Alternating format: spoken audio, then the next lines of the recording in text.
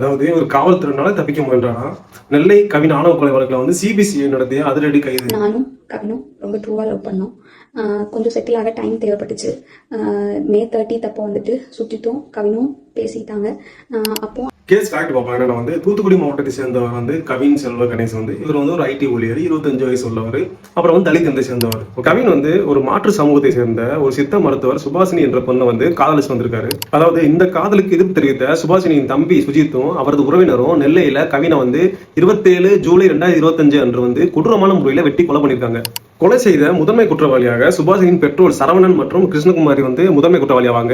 இவங்க 2 பேருமே தமிழ்நாடு காவல்துறையில வந்து சப் இன்ஸ்பெக்டரா பணியாற்றி வந்திருக்காங்க. அதாவது முக்கிய குற்றவாளியின் தாயுமான சஸ்பெண்ட் செய்யப்பட்ட சப் இன்ஸ்பெக்டர் கிருஷ்ணகுமாரியுமான இவரை வந்து சிபிசிஐடி வந்து 29/5/2026 அன்று அதிரடியாக கைது செஞ்சிருக்காங்க. அப்புறம் வந்து அப்பா மற்றும் உறவினர் வந்து முன்னாடியே போலீஸ் வந்து அரெஸ்ட் பண்ணிட்டாங்க. கிருஷ்ணகுமாரியை மட்டும் அரெஸ்ட் பண்றதை தள்ளி போட்டிருக்காங்க. இப்பதான் அரெஸ்ட் பண்ணிருக்காங்க. அதாவது குற்றவாளிகள் காவல்துறை பின்னணி கொண்டவர்கள் என்பதால் விசாரணை கமிட்டி வந்து சலுகை கொடுக்கக்கூடாதுன்னு மெட்ராஸ் உயர்நீதிமன்றம் மதுரை கிளை வந்து கடுமையாக விமர்சித்திருக்காங்க. SC/ST ஆக்ட் வன்கொடுமை தடுப்பு சட்டத்தின் கீழே வந்து இது போன்ற சாதி வெறி கொடூர குற்றங்கள்ல வந்து உடந்தையா இருந்தவங்க யாரா இருந்தாலும் தப்பிக்க முடியாது என்பது வந்து இந்த கைது வந்து நமக்கு உணர்த்துது.